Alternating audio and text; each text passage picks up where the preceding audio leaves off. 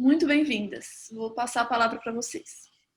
Obrigada, Laura. Pelo Vocês estão me ouvindo bem ou eu estou com voz de robô? Não, estamos te Tá ouvindo ótimo. bem, Isa. Então, eu e a Júlia, a gente se conheceu na COSAC Naif e convivemos ali por um tempo. Eu estava cobrindo licença maternidade da Elaine e depois da Carol. Fiquei ali por mais ou menos uns 10 meses. E depois a Ju viajou e a gente se encontrou anos depois. Eu estava precisando de uma ajuda num trabalho e encontrei a Ju e falei assim, ô Ju, me ajuda. E aí, desde então, a gente tem se ajudado, né, Ju? Sim, a gente ficou nessa parceria num casamento aberto por muito tempo. Na verdade, era um namoro aberto. E Ai, Júlia, daí a gente falando da nossa intimidade com os outros.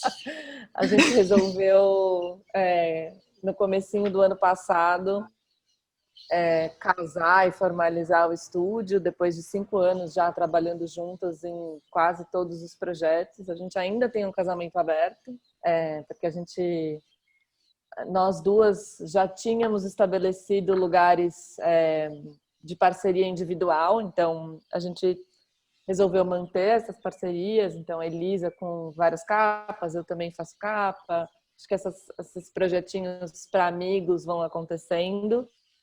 Mas foi super importante para a gente também estabelecer essa parceria. E é engraçado falar disso, formalizar, né? A parceria já estava estabelecida, mas formalizar o estúdio. E é engraçado falar disso porque essa formalização, ela veio um pouco de uma necessidade burocrática, então, de entender as duas muito hippies e muito intuitivas e com pouco tato para o negócio mesmo, para a administração. Então, a gente estabeleceu a parceria no momento que a gente precisou começar de uma consultoria administrativa mesmo, para ver como que a gente seguia, se valia a pena continuar daquele jeito, o que estava acontecendo. Então, a gente chamou a Michelle, que era uma amiga da Elisa, que já tinha trabalhado há muito tempo juntas no Kiko Farcas. Então, a Michelle veio dar essa consultoria para a gente. E o Alice Blau se estabeleceu.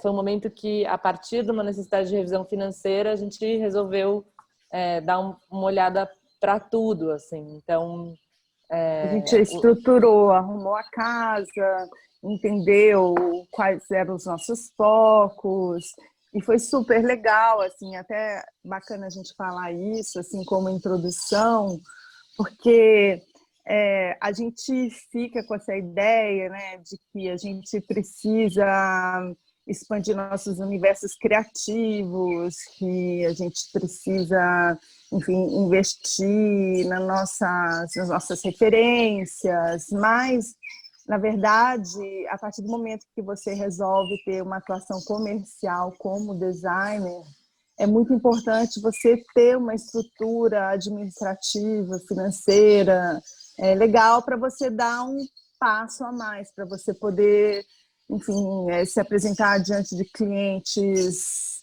maiores, mais tradicionais. E para a gente foi bem importante, e os resultados dessa organização se estenderam não só nessa parte do financeiro, mas também como a Laura bem apontou, como a gente publiciza o nosso estúdio, como a gente mostra o nosso trabalho, então, como a gente administra o nosso Instagram, como a gente fez o site, porque até então a gente tinha 2 sites. O meu site era um monte de cachorrinho piquinês da China, que foi um hacker que entrou. Então, assim, eu fazia anos que eu não tinha site. A Ju tinha um site super lindo.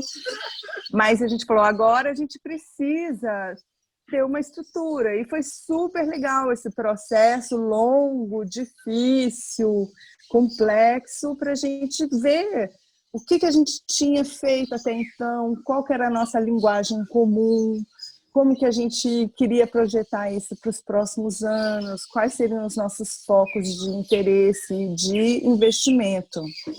E talvez complementando um pouco mais essa ideia, porque eu acho bem importante a gente falar, eu acho que a gente pode começar a passar a nossa apresentação. Eu e a Júlia somos muito diferentes e complementares. Então, quando a gente colocou todas essas coisas juntas, a gente entendeu a nossa potência nessa diferença e daí o estúdio nasceu Alles Blau. Esse nome, na verdade, é uma coisa, não tem nada muito profundo por trás dele. Eu morava na Alemanha e, na época, a mídia social que se usava era Facebook. E no meu primeiro aniversário na Alemanha, Elisa escreveu Alles Blau, Alles Gut no meu Facebook.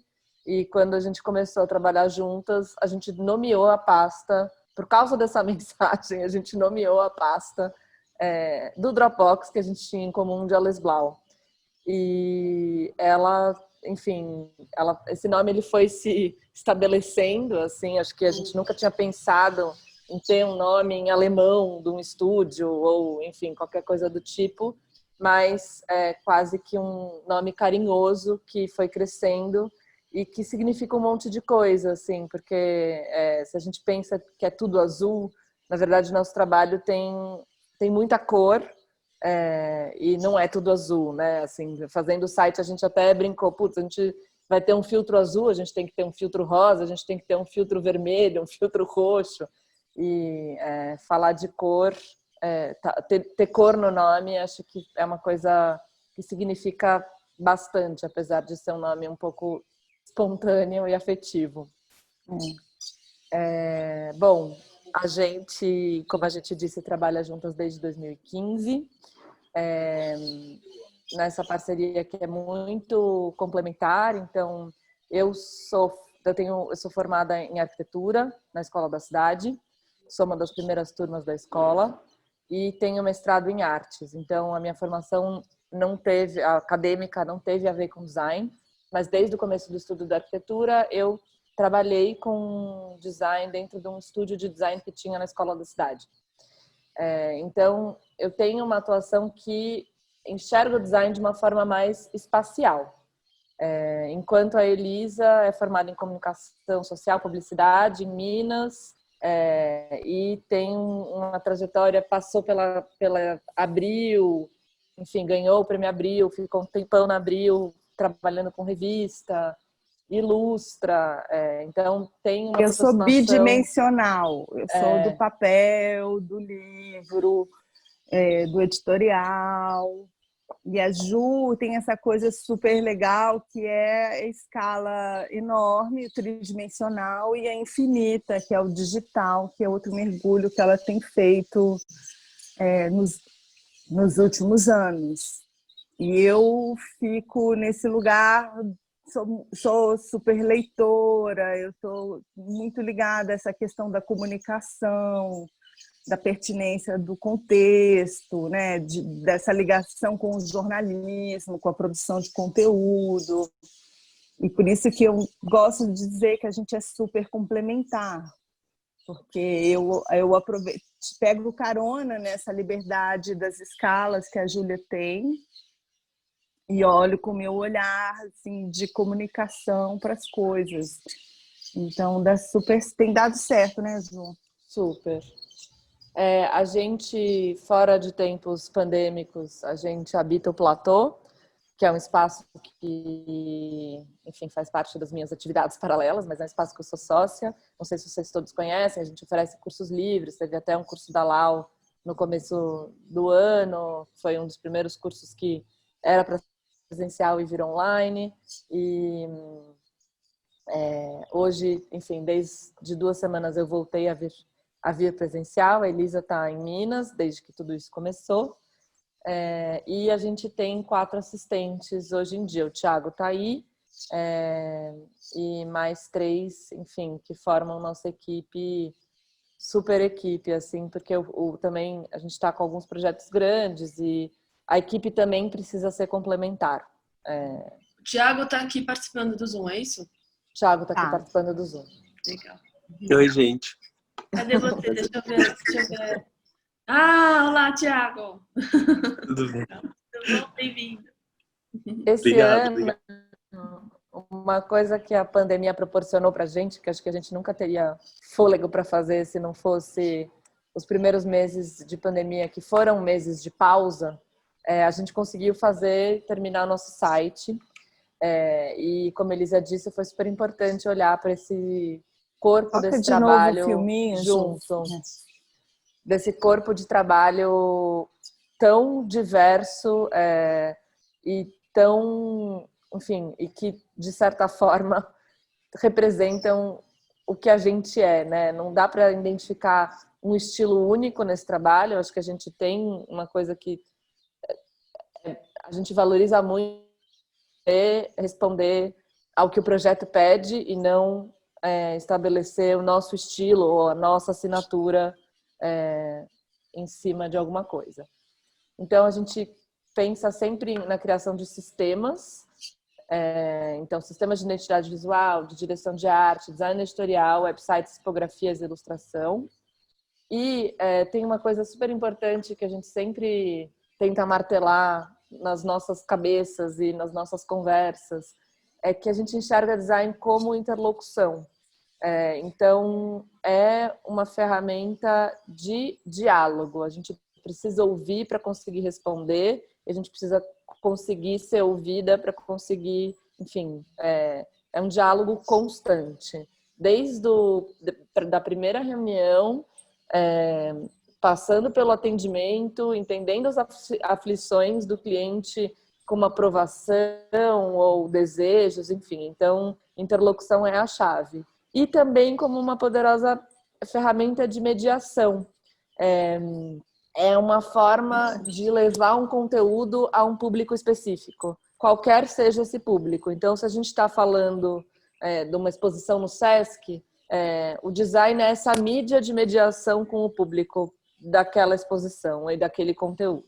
Então, isso é super importante. A gente está falando em comunicação, né? Design como Resumindo, voz também. Comunicação, uma das vozes. Diálogo, exatamente. E a gente dividiu aqui um processo de trabalho em 4 tempos, só para a gente conversar um pouco de processo. E é claro que não é sempre assim, não é nessa ordem, não é, enfim, não é super rígido, mas a gente dividiu nesses 4 tempos que significam um pouco os nossos processos. Então, o primeiro tempo é o diálogo, esse primeiro contato com esse assunto. A gente tem um segundo tempo de elaboração, um terceiro tempo de proposição. Mergulho, né? Um mergulho no assunto, outras pesquisas. A gente tem um terceiro tempo de proposição, que, enfim, é quando geralmente a gente coloca essa ideia no mundo. E tem um tempo de execução, a gente nunca pode esquecer, às vezes nem todos esses tempos são super prazerosos, tem tempos que são mais prazerosos do que outros, mas acho que isso fecha um pouco esse ciclo dos sistemas de design. Então, esses 4 tempos. E daí acho que a gente vai falar sobre alguns projetos e sobre esses tempos ao longo desses projetos. Trouxemos 2 que tem mais isso explícito e a gente vai conversando livremente sobre outros. Então, o projeto do Frestas foi um projeto bem grande que a gente fez para o Sesc, é uma Trienal de Artes. Esse ano é ano de Frestas, eu acho que não sei se eles vão fazer alguma parte presencial ou se vai ser tudo online. E foi um projeto que a nossa proposição, ela parte 100% do diálogo com a curadoria. Então, a curadoria trouxe alguns conceitos.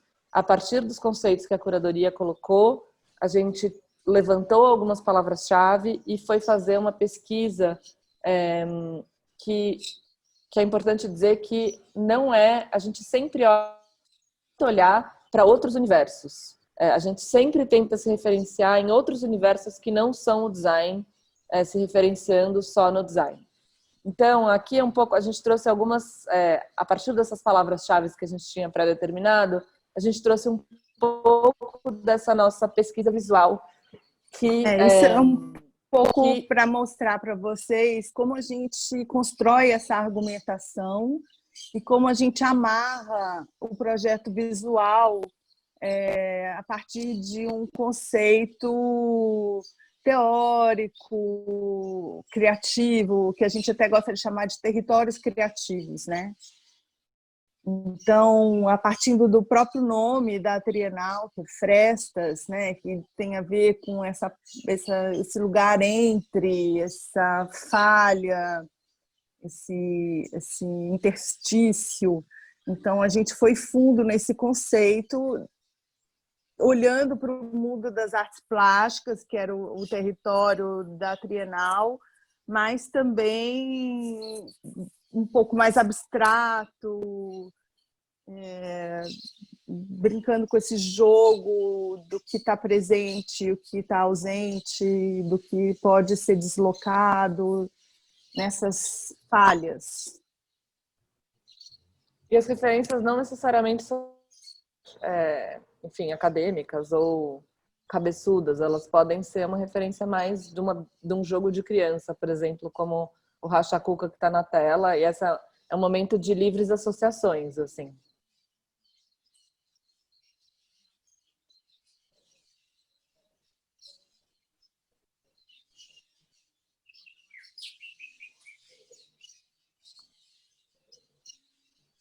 E daí a gente tem o surgimento dessa identidade.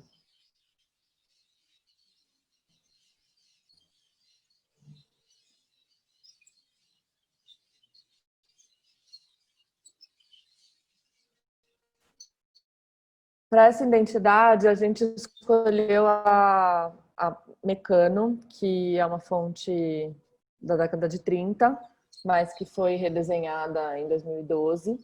Ela parte de um conjunto de 20 fábricas que compõem todas as letras e dão essa possibilidade de flexibilidade, de você poder esticar, puxar, cortar, enfim.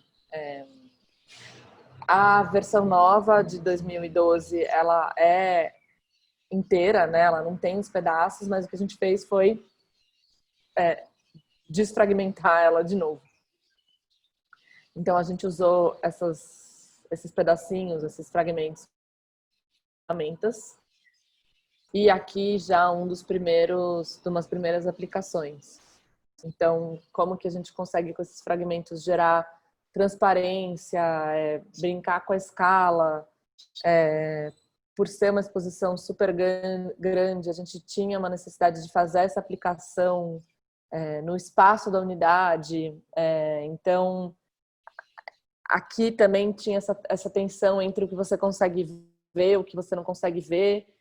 A gente trouxe essa letra numa escala sempre gigantesca, então numa escala do edifício mesmo, e brincando com esse ponto de vista, nessa perspectiva, o que vira grafismo e o que vira letra. Enfim, algumas fotos. Onde é, Júlia? No Sesc Sorocaba. Ah, tá bom. Demais. Dessas unidades do Sesc novas, mas que, enfim, tem uns espaços bem abertos, legais. Demais. E a gente trouxe esse conceito das frestas e dos interstícios e, enfim, das bordas, como uma proposta editorial para o catálogo. Então, a gente propôs para a curadoria editorial que a gente criasse frestas a partir da encadernação do catálogo. A gente criou como ele não era refilado em cima, a gente criou essas frestas e a gente convidou os artistas para fazerem, não só os artistas, mas as pessoas que estavam escrevendo também, os ensaístas, a fazerem intervenções livres nas páginas correspondentes às páginas do seu próprio conteúdo. Então, a gente criou esse espaço de obra mais uma obra dentro do catálogo, mais um espaço de intervenção. E que não necessariamente precisava ter a ver com aquele conteúdo, era completamente livre.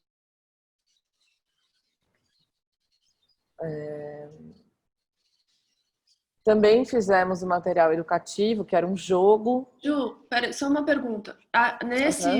Essa intervenção, então, peraí, você tinha uma encadernação ali que era... É francesa? Não, né? É um pouco diferente. Não, não é francesa. É como se fosse a francesa, só que em vez de ser encadernado... A francesa é fechada nessa lateral, né? Uhum. Nesse caso, ele é fechado em cima. Então, ele fica com duas laterais abertas. Tá. Mas e aí a pessoa... O que eu não entendi direito é como que a pessoa pode fazer a intervenção. A intervenção seria efêmera, é isso? Ela, tipo, abre, fecha, e aí você vai... Não, a gente convidou os artistas, então... Márcios Galan, você tem uma página livre no catálogo para você fazer o que você quiser. Manda uma imagem. Entendi. Entendeu? Achei que fosse sei lá... o leitor. Tá. Uhum. Não. Rasgar isso, se ele quiser ver, ele pode abrir para ver completamente. Tá. Mas o artista tinha além da obra que já estava na exposição, ele tinha esse espaço de intervenção livre dentro do catálogo. Uhum. Legal. E daí aqui, enfim, é isso. Esses projetos, eles têm um enxoval de peças super completo. Nesse caso, a gente tinha também material educativo, né? Então, a gente propôs um jogo junto com a curadoria do educativo, que era um jogo de cartas e de ações. E para esse projeto específico e para vários projetos que a gente faz, a gente acaba gerando um texto de defesa do projeto. Então, no caso, esse é o texto de defesa do projeto, que pega aquelas palavras-chave enfim, cria essa justificativa que geralmente a gente leva na apresentação e deixa no manual, enfim, depende muito de qual que é o cliente, qual que é o projeto, mas a gente tenta fazer esse texto de justificativa sempre presente. Isso acaba organizando um pouco o pensamento quando ele se conclui, né? Daí a gente vem para mais um projeto e que nesse caso a ideia do projeto surgiu do trabalho do artista que a gente estava falando. Então foi o olhar para esse trabalho que ia ser mostrado nessa exposição que gerou o nosso território criativo. Então German Lorca é um fotógrafo super conhecido e a gente estava fazendo essa exposição que era um pouco uma retrospectiva do trabalho dele, uma exposição pequena, mas que passava por todas as épocas, assim, até um German um pouco mais contemporâneo. Então a gente tinha esses dois momentos de German Lorca para representar, não podia ser só nenhum e nem só o outro, né? Porque a exposição era bem completinha. E a partir dessas duas imagens, enfim, o German trabalhava muito com essa sobreposição de fotos no mesmo frame. E aqui, essas fotos contemporâneas do German são umas cores super fortes, quase um filme cromo. E a gente usou um pouco dessa artifício da cor e da sobreposição para criar a identidade. Então, era sempre uma brincadeira com a sobreposição, só que essa sobreposição ainda é um pouco ilegível, né? Quando ela foi para o espaço, e a gente fez isso de algumas formas, tanto no livro quanto no espaço físico, a gente conseguiu criar essa sobreposição, tanto fisicamente, enfim, fisicamente das duas formas, mas como filtro e como sobreposição presente mesmo. Então, quando você coloca uma cor, você consegue filtrar a outra, né? E aqui no espaço, a gente criou... Existia essa demanda do Sesc de criar uma ocupação desse vão central da unidade do Bom Retiro. Porque é um vão enorme, é um espaço... Não sei se vocês já foram lá, mas é quase como um espaço central do Sesc mesmo, essa praça com esse pé direito gigantesco. E a gente criou esses móveis que mudavam... Você muda de perspectiva quando você caminha. Então, você chega, você vê uma coisa, você vai caminhando, você vê outra coisa pela sua posição do seu corpo nesse espaço. Mas isso não passava de dois módulos que estavam instalados paralelamente com uma distância entre si. E esse Sesc, ele também tem uma abertura de vidro, então tinha essa intervenção da luz que projetava essas placas. E a gente também usou isso na fachada de vidro. Então, a gente colou um adesivo para dentro, um outro adesivo para fora. E isso também mudava, a percepção disso também mudava conforme a hora do dia, porque à noite tinha luz interna da unidade que projetava isso para fora de outra forma e vice-versa. E no catálogo, a gente usou um filtro, uma capa plástica que é translúcida para filtrar as palavras e a gente conseguir ter na capa só German, só Lorca e no verso só o German. Então a brincadeira foi toda essa física de sobreposições.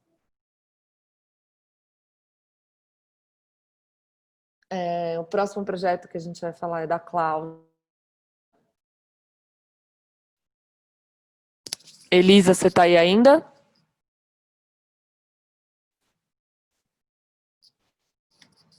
Será que ela está com o microfone mute? Não, espera aí. Talvez ela tenha caído. Pode ser. Espera aí. Eu acho que sim, ela estava aqui agora mesmo. Tá, então eu vou seguir aqui. Tá. Bom, a Cláudia foi uma exposição, na verdade foram duas exposições, esse projeto aqui só tem uma, mas são duas exposições, uma série que a gente fez, acho que a primeira é de 2016, era uma retrospectiva da Cláudia na época pré-Yanomami. Aconteceu no IMS do Rio, a gente ainda não tinha o IMS de São Paulo. E depois, alguns anos depois, o curador, que é o Thiago Nogueira, que também é o editor da Zoom, que a gente também faz, resolveu montar essa retrospectiva da luta Yanomami. A Elisa voltou, eu tô ouvindo os passarinhos dela. Desculpa. Oi. Aqui, eu tô só levando tombo nessa internet hoje. Eu queria falar que esse está maravilhoso por causa dos passarinhos da Elisa, cara. Elisa, eu estava começando a falar. Quer falar da Cláudia? Quero. Esse trabalho é um trabalho que a gente tem muito, muito, muito orgulho de ter feito, porque esse é fruto de pelo menos 5 anos de pesquisa do Thiago Nogueira. Ele começa, na verdade, a partir de uma outra exposição da Cláudia Bujar, que são dos trabalhos dela feitos antes do contato dela com os Yanomami, que está na nossa apresentação, vai aparecer depois. E a partir desse contato profundo com a Cláudia Bujar, o Thiago conseguiu ter acesso a arquivos escondidos, pouco vistos, da história de vida da Cláudia com os Yanomami. E foi uma pesquisa de revistas e mergulho mesmo nesse arquivo. E quando isso veio parar na nossa mão, tinha toda uma complexidade de um material gigantesco mostrado e que precisava ser editado a uma quantidade ínfima. Ainda assim, imagens. Então, esse catálogo e essa exposição que é um envolvimento na edição e no entendimento da narrativa que precisa ser construída para comunicar esse trabalho. Então, a separação dos núcleos de imagens, como que esses núcleos de imagens vão se intercalar com os textos, qual vai ser o percurso da exposição, assim como ele vai se refletir no catálogo. Então, é um pouco o que eu acho que a gente também estava mostrando no Frestas, né? Onde a gente cria espaços dentro do trabalho que tem a ver com o conteúdo. E eu acho que nesse processo da Cláudia Andujar foi assim também, a nossa intensa participação junto com os curadores na elaboração desses núcleos e na edição dessas imagens. E o catálogo é um catálogo muito simples, sem muita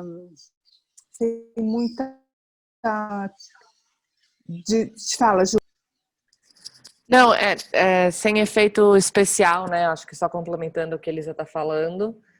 O catálogo é simples, mas o que eu ia complementar é que isso tudo, esse trabalho de criação da narrativa e de edição também não é só nosso, das designers com o curador e editor, que no caso é o Thiago Nogueira, mas também com a participação da arquitetura. Quem fez a expografia desse projeto foi a Helena Cavaleiro, e ela é uma parceira, enfim, a gente acaba se encontrando, é um encontro muito feliz sempre que isso acontece, que a gente está juntas nos projetos, mas tem essa narrativa que ela é de um percurso espacial que precisa ser transposta num livro, então é um trabalho conjunto, assim, de novo, de diálogo entre todas as partes envolvidas, né?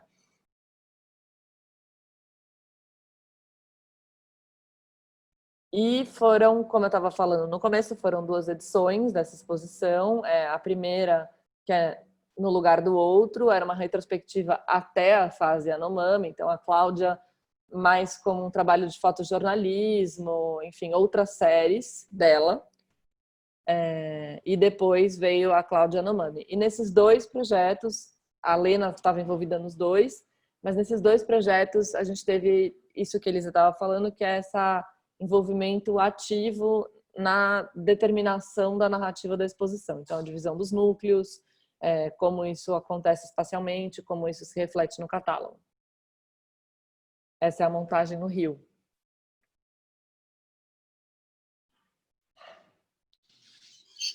Voltei, gente. Vai ser assim, me desculpem, tá? Eu vou ficar caindo e levantando. Não se preocupa, Elisa, eu tô percebendo que você cai e pego. Fica tranquila. A Elisa tá morando na fazenda, pessoal. Então é isso, entendeu? Ossos do... Isso é o preço para ter aquela paisagem maravilhosa todo dia. Fazer o quê, né, Elisa? A gente fica ouvindo os passarinhos. Diga. Ai, desculpa, gente. Não, tá maravilhoso. Tudo certo. Tá a gente ama esse trabalho da Plana, né, Júlia? Foi um dos primeiros Sim. que a gente fez.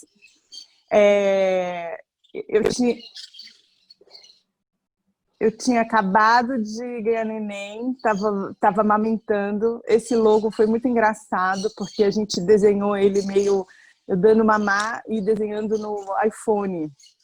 E eu estava no hospital. Eu fui internada fazer uma cirurgia. A gente tinha esses... Uma loucura. Foi uma doideira, né, Ju? Mas é legal porque a Feira Plana, eu acho que todos vocês conhecem, tem esse espírito jovem, né, de fanzine, de autopublicação, esse grande lugar de encontro. E a gente queria muito passar essa energia para essa identidade que fosse mutante. Então, por exemplo, todas as letras que compõem essa marca são letras de internet, de uso livre. E a gente achava que tinha esse espírito meio punk, assim, bem informal, e que fosse meio carimbão, que pudesse ser um ex-libris, pudesse ser um neon, pudesse ser uma placa, um carimbo. E aí nasceu essa marca. E a gente tinha, enfim, logo na sequência da marca, a gente tinha esse desafio de fazer a Plana na Bienal. A Plana sempre, até essa edição tinha acontecido no MIS. A Bia Bittencourt, que é organizadora, ela fazia tudo de uma forma... Sempre fez, assim, bem na guerrilha, porque não tinha verba. não tinha patrocínio e queria fazer, então fazia a forma, assim, com os mínimos recursos, ela sempre fez milagre. E nesse caso, com os mínimos recursos, a gente tinha que ocupar esse espaço gigantesco. De novo, um projeto que a gente fez junto com a Lena, em parceria. Então, a gente pensou que uma forma legal de ocupar esse espaço era usando a verticalidade dele e criando sinalizar essas áreas, né? Essas lingonas para sinalizar as áreas. A gente fez um monte de teste e, enfim, a Lena também usou toda essa estrutura de madeira para fazer o suporte de sinalização, essa parede do auditório, e acabou foi uma loucura fazer essa montagem, mas, assim, contando com fornecedores muito parceiros, a gente conseguiu. E mal saudades de uma aglomeração. Enfim, a edição chamava Fim do Mundo, eu acho que é muito atual esse nome. E todas as edições da Deu muito Plana orgulho, contavam... né, Ju, ocupar esse edifício da Bienal, né? Sim, não, incrível, assim, a gente já teve 2 oportunidades de espaço e é sempre muito, muito impactante. Dá um pouco de... É um desafio muito grande, dá um pouco de medo ocupar esse espaço, porque é muito gigantesco. E, enfim, o Naruê foi o artista dessa edição. A Plana sempre trabalhava com artistas que faziam intervenções além da identidade visual. E foi a primeira edição que contava com essa identidade que está até hoje. A gente fez um livrinho com o Naruê. Aqui era uma encadernação francesa. O livro, todas as páginas externas ou de mais fácil acesso eram as ilustrações do Naruê, então era uma grande ilustração que se emendava na outra. E o conteúdo e o programa, ele estava inserido no miolo. Então, esse, de fato, você precisava rasgar para conseguir esse conteúdo. Foi tudo impresso pelo Beto, da Meli Melo, que era um super parceiro da Bia, e todas as impressões serigráficas foram feitas pela Chocolate, Elisa? Eu acho que foi. Foi pela Chocolate. E pelo Estúdio né? Elástico. Que também. Isso. E essa identidade que a gente criou, a Bia foi e conseguiu aplicar ela super bem em todos os desenvolvimentos. Então, aqui estão algumas peças que, enfim, parte do princípio que a gente pode ter imagem, com qualquer imagem, com esse texto em cima, e que a gente consegue comunicar todas as atividades que a Plana promovia. Então, aqui alguns cartazes e a nossa proposta de cartão de visita para ela, que era um pouco essa aplicação em cima de um cartão que já bem, que era meio punk, ilustrado. Uma coleção de postais que a gente criou. E aqui a segunda edição que a gente fez, que foi na Cinemateca, também mesmo princípio, dinheiro nenhum, super guerrilha para montar. E quem fez o sistema de sinalização, do suporte de sinalização desse ano foi a Naná Mendes da Rocha, que é minha sócia aqui no Platô e que também é parceira em vários projetos. As aplicações aqui foram mais simples, a gente tinha uma artista convidada, mas era a Isa Brant, a gente usou as fotos dela num livrão que a gente produziu para essa edição, que era um livro sobre livros, mas na edição em si mesmo, enfim, essa foto aqui que está no telão é da Isa e tal, mas tinha menos intervenção nas peças de comunicação dessa edição e entraram mais como uma narrativa fotográfica dentro desse livro. Aqui é um projeto mais recente, ABCDMXYZ. É um projeto de um dicionário urbano, de uma pesquisadora mexicana. Ela tem uma menina que chegou, amiga de um amigo, que mora aqui no Brasil, ela é mexicana, mas ela mora aqui, e ela tem esse projeto de pesquisa e tinha que fazer esse dicionário da Cidade do México. Foi um trabalho que chegou com esse conceito, então ela tinha esse dicionário, ela sabia o que ela queria mapear, mas a gente não tinha exatamente esse conteúdo que ela ia colocar. Então, a gente resolveu ter uma saída... Ixi, acho que deu um probleminha aqui no vídeo. Mas a gente resolveu ter uma saída tipográfica, assim. E por se falar de cidade, a gente queria a tipografia que desse conta de remeter a um pouco uma malha urbana, que a gente conseguisse criar uma malha com a tipografia e movimento com a tipografia. E a tipografia que a gente está usando aqui é a Flexa, que foi lançada pela Grillitype, acho que há 2 meses atrás, mas nessa época ainda a gente estava usando a Flexa pela Beta Library. A Grillitype disponibiliza, se você faz um lá com eles disponibilizam uma livraria de betas para você poder testar as fontes deles e se você for usar, você compra. Mas o mais legal disso é que nessa Beta Library eles incluem as tipografias que eles ainda estão desenvolvendo. Então, versões que ainda não estão finalizadas e tal. E nesse caso a gente usou a Flexa dessa Beta Library e, enfim, foi super... Ela é super...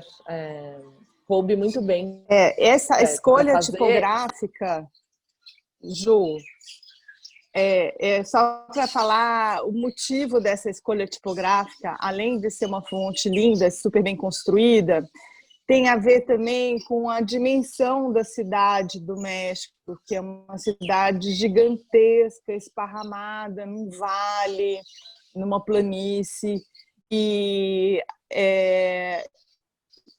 que tem também essa vida de bairro, de vizinhança super pequena. Então, essa característica de expansão da tipografia tem tudo a ver com a tradução que a gente achava que a cidade deveria ter. E desse dicionário meio infinito, que poderia sempre ter acréscimos de novas palavras, de novos conceitos. Então, totalmente elástico. E, enfim, a gente apostou todas as fichas nesse trabalho tipográfico. E daí, enfim, a gente criou essa estampa tipográfica também com o logo, né? Então, aqui a gente tem esse cartaz que ela fez um evento de lançamento, de fato, do projeto e alguns cartões de visita. Para o Instagram, como a Laura é uma pessoa que não conseguia, enfim, não mexia no InDesign, não tinha essa expertise, a gente criou junto com o programador, que é o Andrei Tomás da Mandelbrot, que trabalha bastante com a gente criou um código em processing que gerasse esses posts animados. Então, todos os posts, eles são animados, são as palavras bem grandonas, que vão passando na tela, rodando na tela. Então, tem uma coisa... e a gente queria todas as palavras na mesma escala, então elas, enfim, para formar esse grid de fragmentos de palavras, a gente precisava que a palavra ficasse girando. Então, a gente criou essa programação em Processing. Então, a Laura só digita a palavra, edita a palavra e aperta play e o próprio Processing já gera esse vídeo para ela postar. Então, também como criar ferramentas para os clientes poderem ter autonomia de manipulação e dar vida para os seus próprios projetos quando o nosso trabalho se encerra. Esse também foi um projeto... Os Objetos da Floresta é um projeto de uma amiga minha que mora fora e ela tem esse projeto de pesquisa e foi um projeto da quarentena, por causa da quarentena. O pandêmico. É um projeto pandêmico, porque ela ia levar a exposição dos objetos reais, que é uma coleção que ela tem, e uma pesquisa um livro que ela já fez. Ela tinha ganhado uma bolsa para levar esses objetos para Helsinki Design Week. E por causa da pandemia, isso foi cancelado. Enfim, essa exposição, esse transporte foi cancelado. e ela tinha essa verba e queria fazer uma exposição online com esses objetos. Então, chegou para conversar com a gente, ela só falou, putz, eu queria ter uma exposição online, não sei como que isso pode funcionar, e eu tenho esses objetos, mas eles são super mal fotografados. O que a gente faz, né? Como é que a gente transforma isso num projeto? Então, aqui, o nosso papel ele foi também de editoras e de de criar essa narrativa Direção junto com de elas. arte.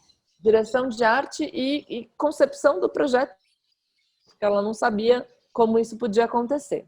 A gente já estava internamente, acho que antes da pandemia começar, conversando bastante sobre o meio online como mediação de exposições. Então, como que a gente cria ferramentas de apoio para as exposições acontecerem nesse ambiente online também, não só como uma simulação ou uma reprodução do que existe fisicamente, mas de apoio que pode servir para educativo, para curadoria, para interação do público com as obras.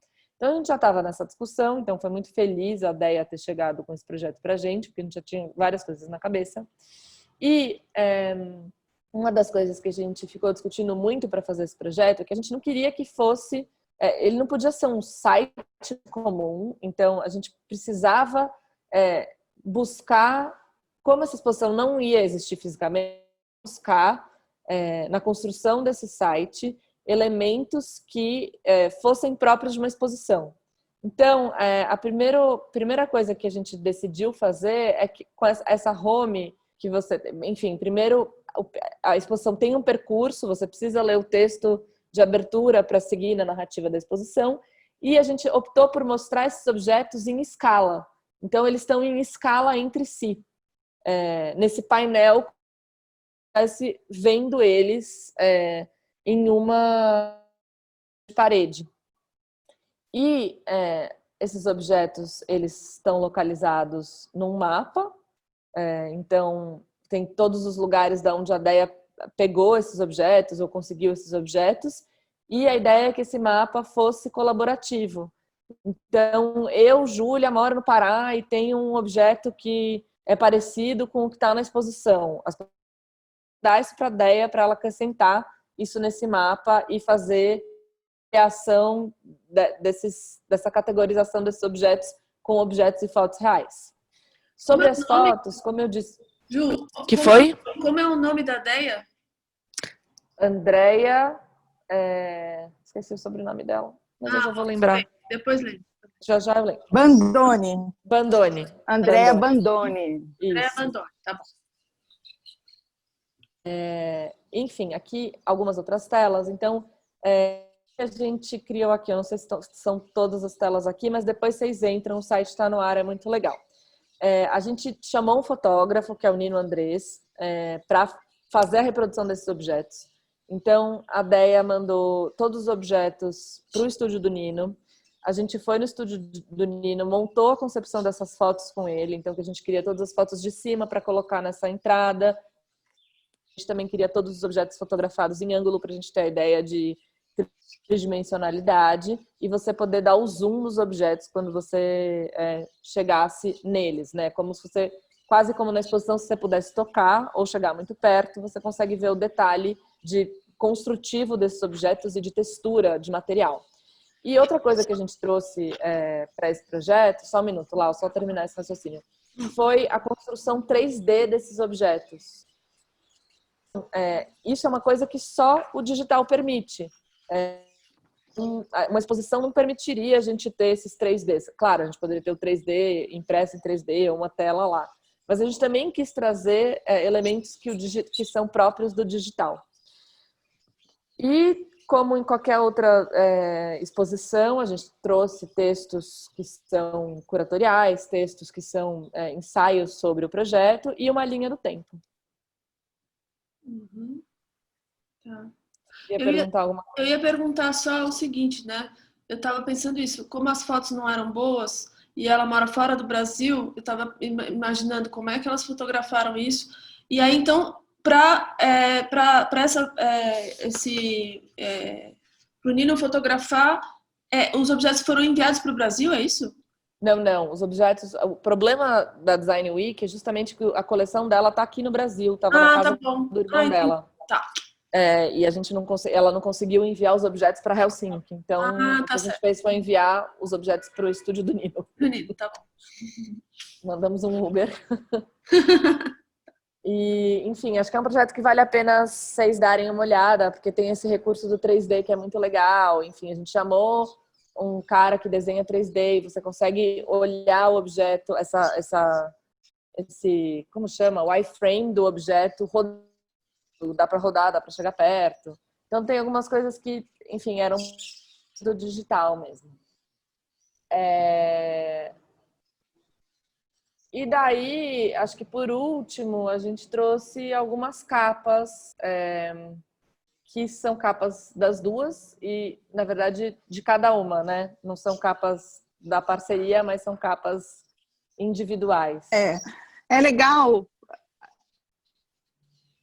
A gente tem esse lugar que a gente acha bem importante, onde a gente possa ter um espaço de experimentação individual mesmo, onde a gente acaba trocando ideias, a gente mostra uma capa uma para outra, uma dá palpite, outra não, mas é interessante também a gente ter essa investigação de linguagem pessoal, né?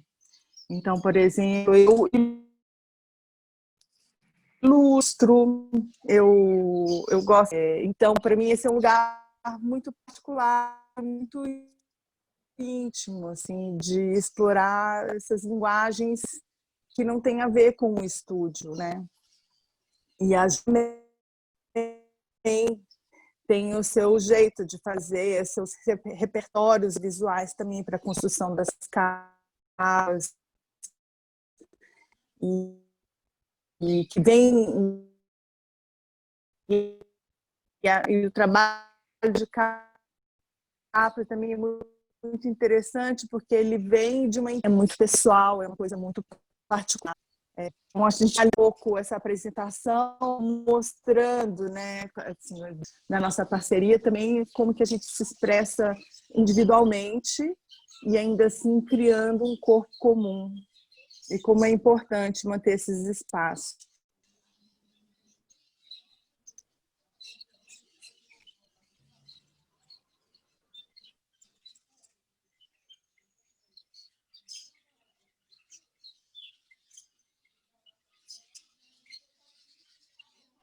Todas essas ilustrações são suas, Elisa, ou você chama também parceiros?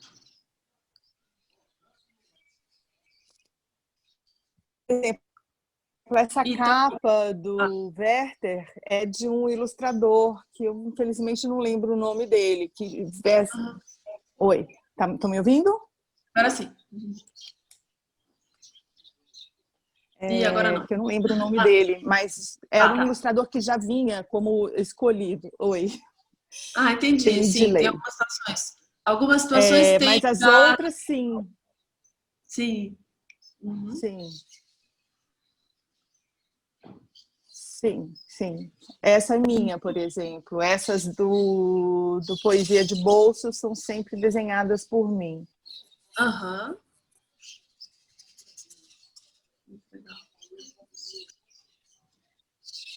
E essa foi uma fonte do Oswald, é uma fonte que Elisa fez a partir, enfim, ela já tinha um estudo com picho muito antigo e ela resgatou esse estudo com picho e criou toda uma narrativa para fazer o Oswald ser um pichador, que é maravilhosa, né? Na verdade, é super bonito esse projeto.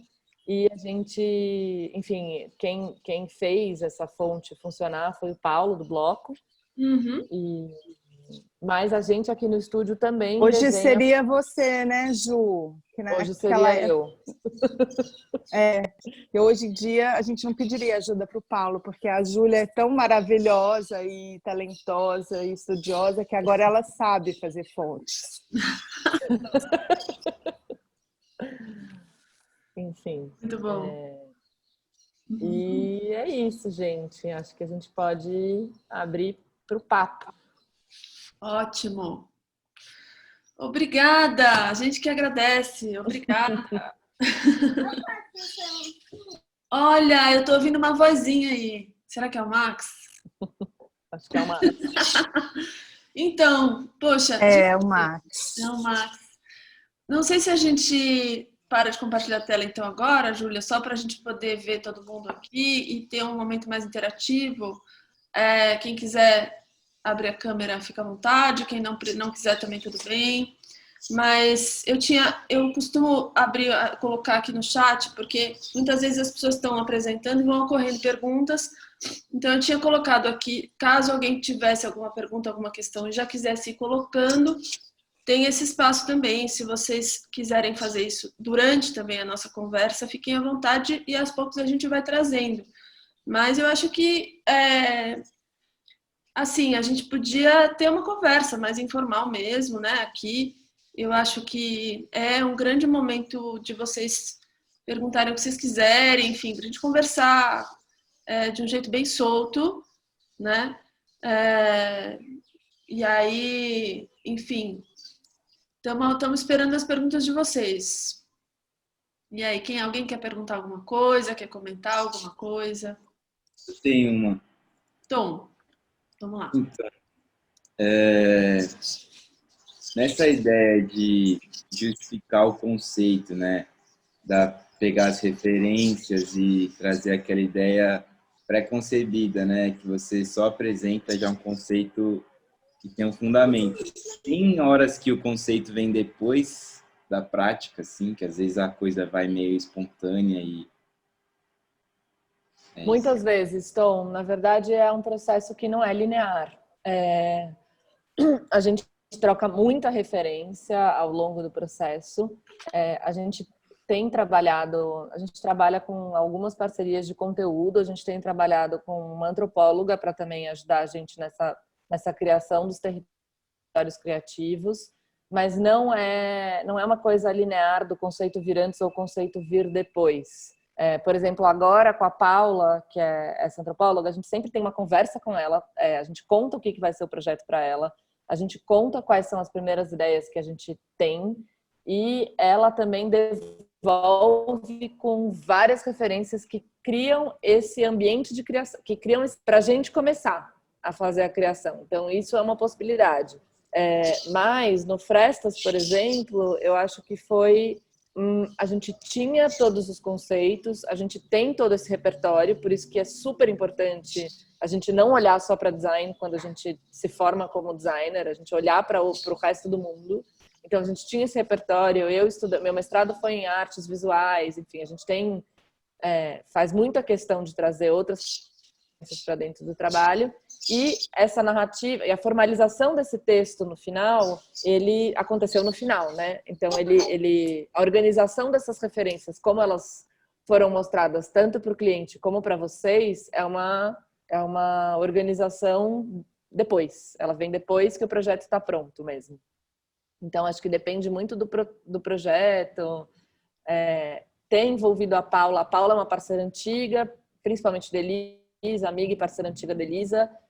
E ela chama a gente para projetos. A gente entendeu que a parceria é muito rica, que a gente sempre tem uma troca muito boa. Então, a gente está conseguindo agora incluir a Paula no começo dos processos e tem sido muito legal, mas é uma novidade também. Antes a gente sempre eu queria falar uma coisa sobre isso.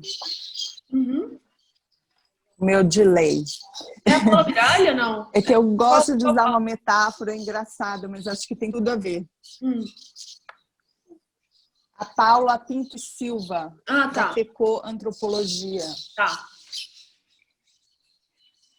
Tem uma coisa que eu falo, que eu gosto de falar, que eu acho que quando a gente trabalha em equipe de criação, a gente tem que jogar baralho como se fosse buraco de dupla. Então, tem um certo momento da criação que você tem que ir descendo as trincas, tudo sujo, com coringa, para o outro poder completar. Que legal. E esse momento é muito rico e é meio caótico, porque a gente tem uma ideia e a outra pega, transforma e completa com coringa e desce. E assim a gente vai tecendo esse conceito. Então, e ele vai e volta, e a gente desenha um pouco, e a gente, não deu muito certo. Então, se a gente virar para o outro lado, será que dá? Na verdade, é uma coisa que vai sendo moldada, construída. E aí eu posso complementar, então, a pergunta do Tom, Elisa? Isso vai sendo moldado e construído, então, pelo que eu entendi, muitas vezes junto com o cliente, e aí é o que eu estou entendendo. Me corrijam se eu estiver entendendo errado. Mas, pelo que eu assim, também não sei se eu vou falar aqui de orelhada, um pouco pelo que eu acompanho do trabalho de vocês, muito mais através da Júlia, né, que a gente tem mais contato, mas assim, eu tendo a ter uma impressão de que a relação de vocês com os clientes, em geral, é muito legal, porque vocês constroem já um ambiente muito... Já começa assim, o nome do estúdio tem a ver com o afeto, né? Então, eu não sei, eu sinto de fora aqui que desde o começo tem uma espécie de espiral que vocês vão gerando, jogando aí, e que trazem, que essa espiral é capaz de trazer clientes que são de boa, no sentido que dá para conversar de um jeito bacana, honesto, ou seja, que pessoas que realmente vão estar dispostas a esse tipo de processo, vamos dizer assim, orgânico, né? E aí eu queria saber se vocês tiverem, assim, Sim. se isso é o tempo todo, ou se tem alguns clientes que não, que daí é mais difícil, que daí se você abre, começa a ficar complicado para explicar certas coisas. Como é que funciona, assim, ou é mais tranquilo no geral para vocês? Lau, é sempre complexo. Nunca é um processo simples, assim. Eu acho que sim, a gente tem uma relação muito boa com os clientes, a gente tem parceiros que são fixos, que sempre chamam a gente, que confiam no nosso trabalho, e acho que isso é um reflexo de boas relações. Mas é sempre complexo, sempre tem uma entrega que tem um estresse, sempre tem desejos ou sócios, ou é sempre complexo, não é simples e não tem fórmula. Mas eu acho que tem esse entendimento do nosso trabalho, de que a gente não a gente não faz uma da nossa criação em cima do conteúdo, e que esse resultado final do design, ele é fruto do diálogo. Ele é uma base que é quase certeira, quase gol já. Porque quando a gente chega lá no projeto final e na entrega final, a gente já conversou tanto que isso já foi assimilado pelo cliente, assim. Mas sim.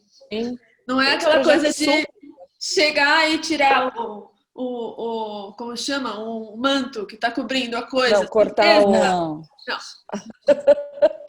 Não. Mas não, e tem uma coisa com esse diálogo, e tem uma criação, tem um desenvolvimento de uma relação mesmo. Então, por exemplo, a revista Zoom, já faz 10 anos que eu faço a revista Zoom. Uhum. Essa parceria com a Companhia das Letras, por exemplo, vem desde 97. Uhum. Então, são coisas de longo prazo. Sim. E você vai conhecendo, vai criando intimidade. São trabalhos que a gente ama fazer, que tem um envolvimento pessoal e emocional muito grande. E quando não tem, o cliente não fica com a gente. Por exemplo, a gente fez 3 trabalhos para é um trabalho que não tem a ver com a gente, que não entende a nossa linguagem, que tem outro prazo. E a gente dura um tempo e depois a gente não consegue mais atender. E muitas vezes a gente que demite o cliente, sabe? Fala assim, olha, eu sinto muito, você precisa mas de outra a gente pessoa. acha que não é...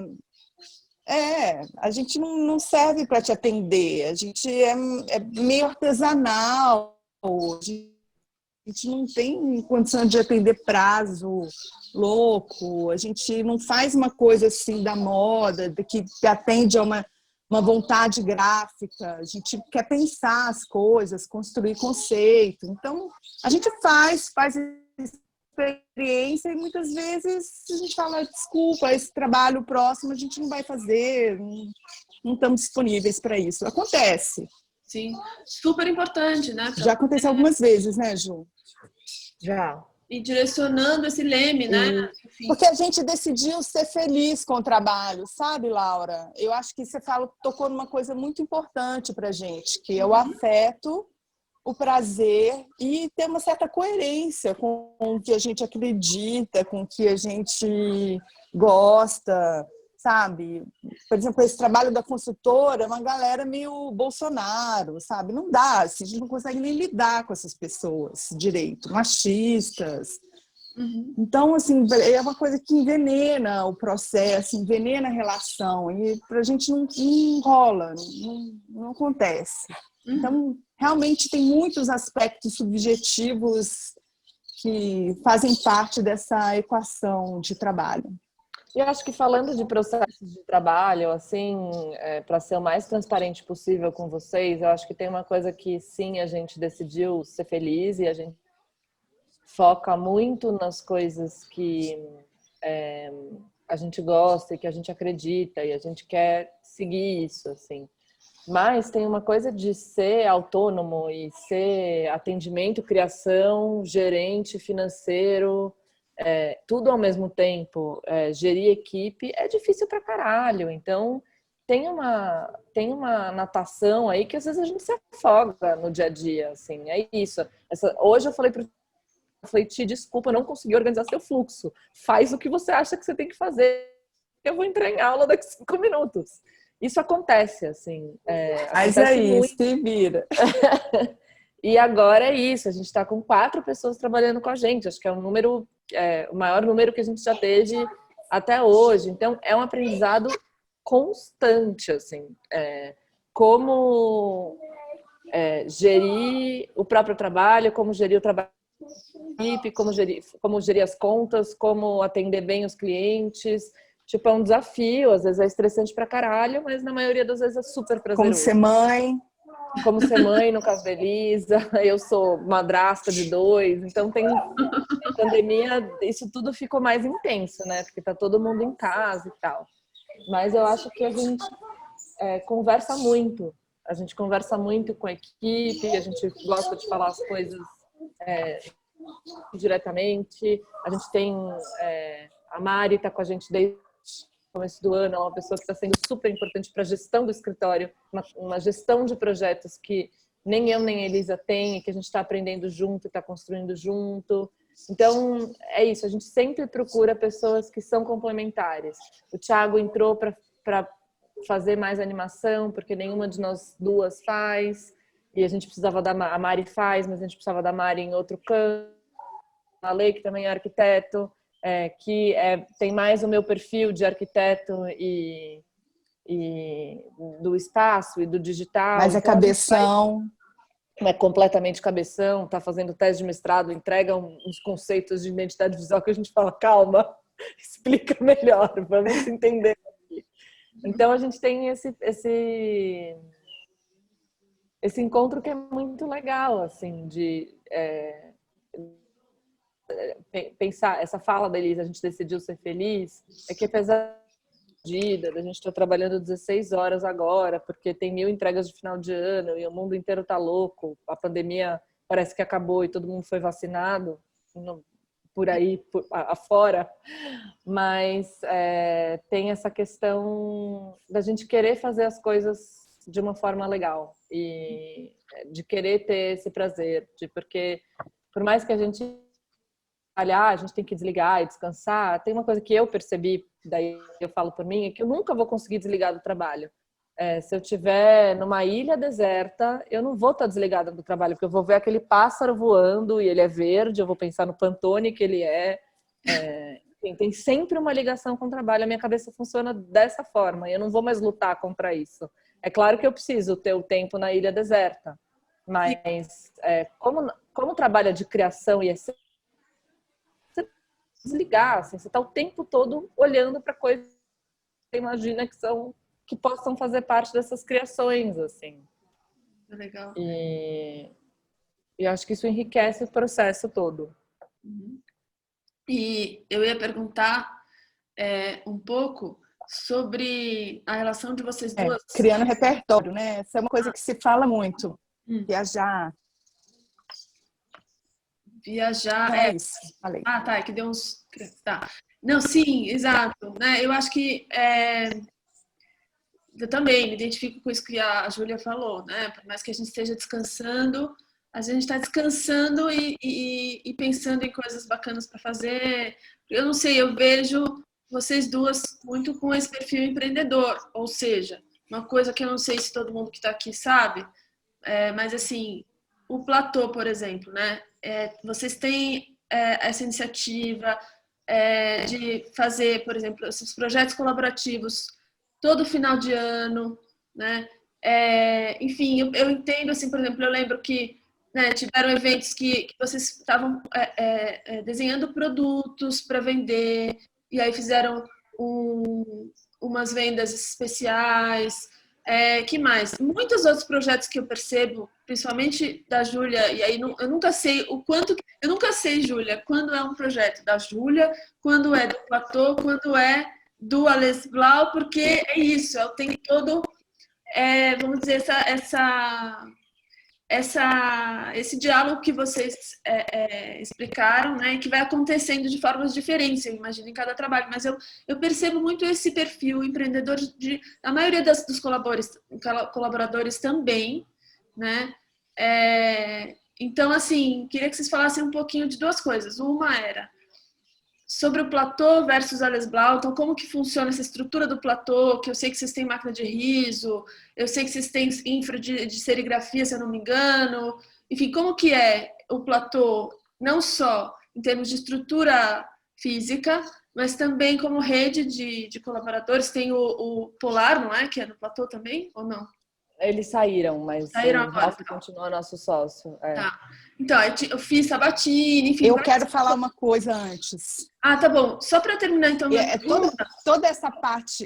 não, só para falar que toda essa parte de empreendedorismo é a Júlia, que é a workaholic do empreendedorismo. Tá eu sou taurina, eu fico só querendo ficar no meu lugar quietinha, e a Júlia fica assim, vamos, e eu vou indo. Mas tudo é coisa que a Júlia inventa, eu acho lindo. Tá bom. Eu sou do grupo dos empreendedores. Me dá um pouco de anônimos. vertigem, mas eu amo.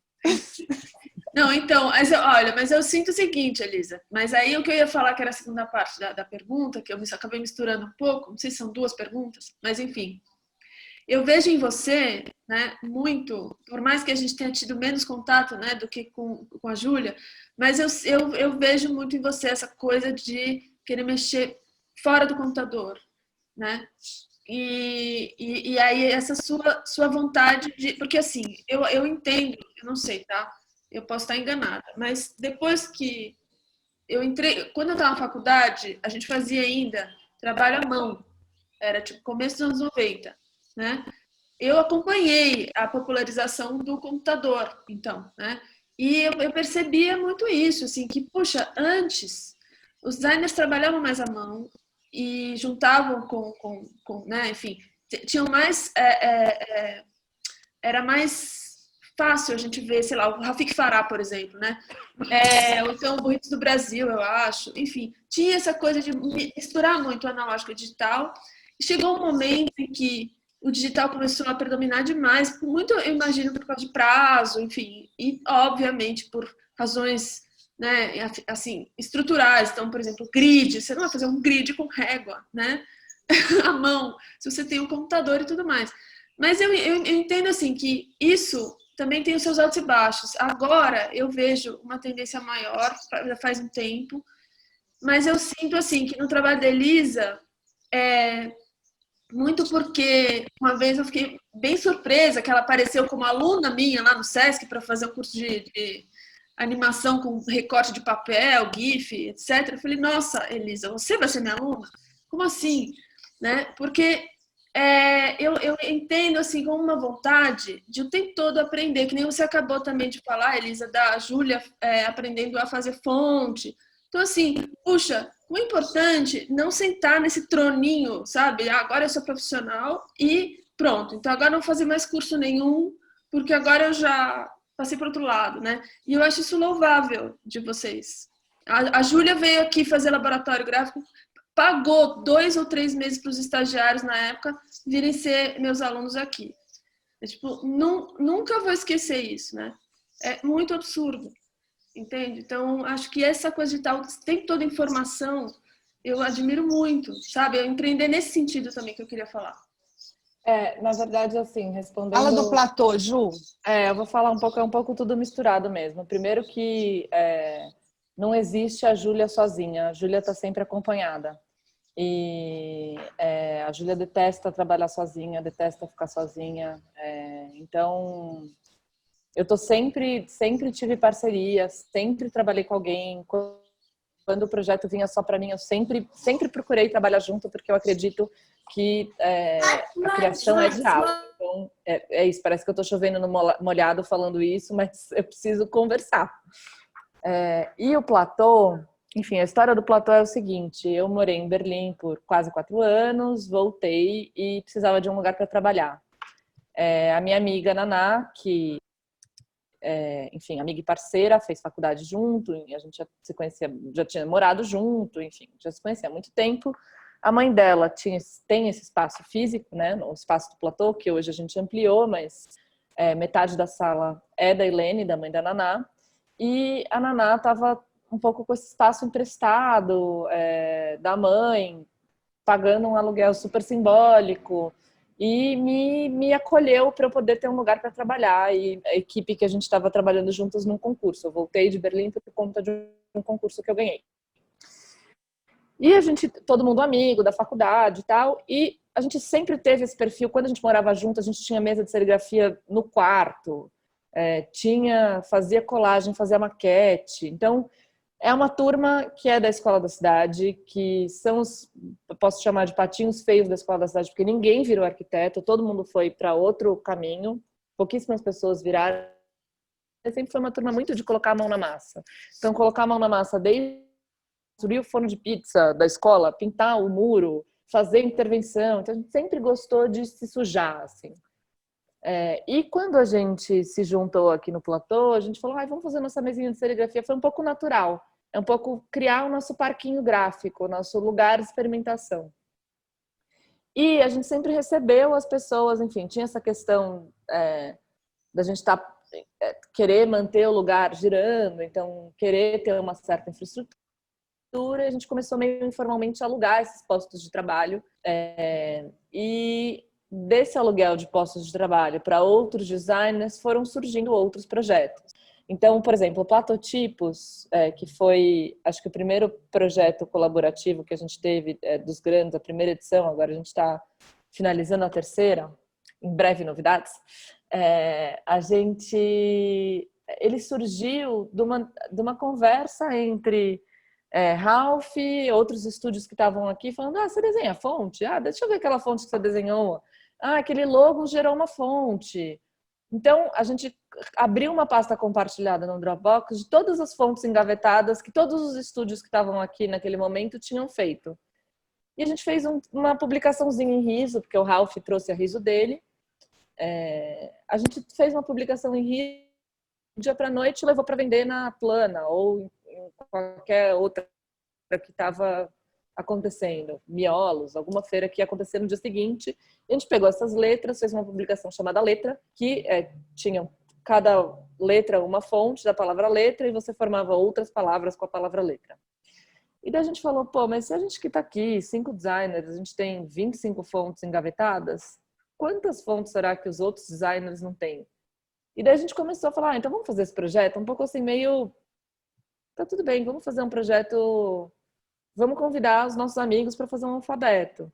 E não foi só os nossos amigos, né? Porque, na verdade, daí a gente ficou pensando nessa curadoria, quem que a gente ia chamar, daí a gente chamou, os meninos tinham acabado de se formar na SPM, Eu já era um pouco mais velha, a Elisa mais velha ainda. Então, a gente chamou pessoas de uma gama muito diversa. E essa foi a grandeza desse projeto, que a gente tinha um estudante de design na mesma vitrine do que o Guto Lacais ou o Kiko Farcas. Poder juntar todas essas pessoas, nesse caso, 78 letras, numa publicação, e todo mundo topar enviar uma letra de graça e deixar a gente vender para poder pagar o que a gente gastou, foi uma coisa que aconteceu meio sem querer e meio num passe de mágica. Isso, de fato, pudesse dar certo, assim. E fazendo as ferramentas, então imprimindo tudo aqui, refilando tudo aqui. Quando o João da Chocolate, há 3 anos atrás, estava vendendo um monte de coisa porque ele parou de produzir, a gente comprou a guilhotina, então faz a guilhotina aqui, costura aqui na minha máquina de costura, um pouco tudo meio... Vamos fazer o que a gente consegue com o mínimo de recurso possível, mas para gerar esse encontro de pessoas que ou a gente quer conhecer. Então, como que a gente junta esses colegas, né, de todos os lugares? A gente também chamou o Daniel Sabino para chamar tipógrafos mesmo, porque para compor, deixar bem não só tipógrafos, não só designers, não só ilustradores. E foi um sucesso, assim, o Platotipos. Foi muito legal mesmo. Nessa época a gente ampliou a sala, então a sala do lado estava para alugar, a gente pegou do lado. O platô nunca...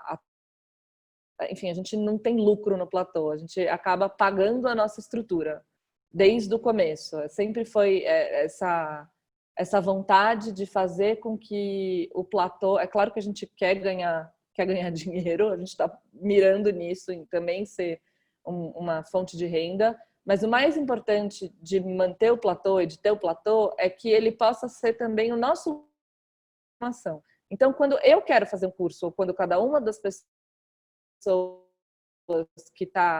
que compõem esse corpo de sócios quer fazer alguma coisa, a gente vai lá e chama, fala, Flora, você não quer dar um curso de tipografia? Eu quero aprender a desenhar letras. Então, a gente monta um pouco esse curso e colocando assim muito claramente, falando do nosso umbigo, mas o quanto o nosso umbigo e o nosso desejo também consegue movimentar e refletir para as outras pessoas usufruírem disso e aprenderem. Então, a gente sempre quer fazer o curso do preço mais justo possível, para que o máximo de pessoas possam fazer. Agora a gente tem uma política de 25% de bolsas integrais em todo o curso. Então tem uma coisa mesmo de ser uma plataforma. É uma plataforma de conversa, de fomento, de discussão. A gente quer fazer uma biblioteca de design agora com acervo dos projetos dos designers. A gente está procurando financiamento para isso, porque isso a gente não tem de fazer sozinho, mas é um lugar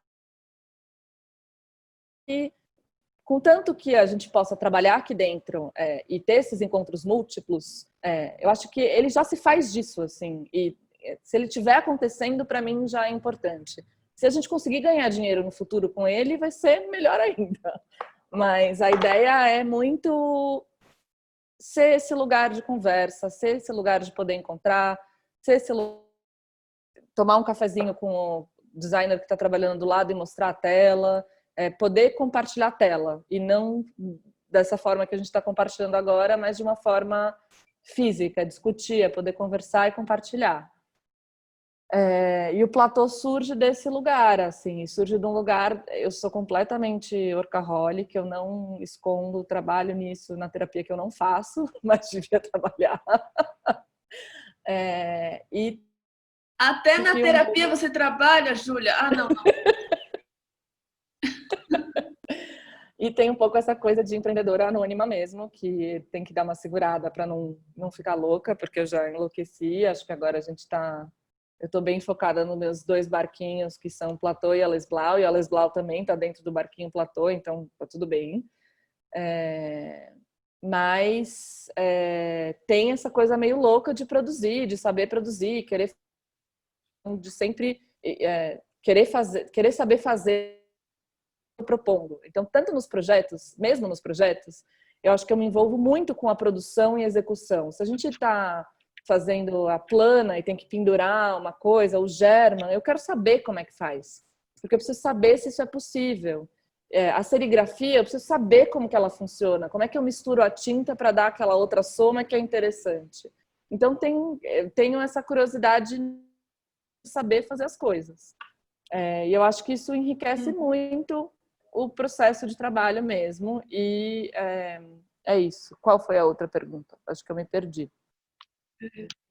Não, eu acho que a minha pergunta é meio confusa mesmo, mas é porque eu de fato, é tudo meio junto para mim. Eu acho que tem essa coisa empreendedora de vocês que vai.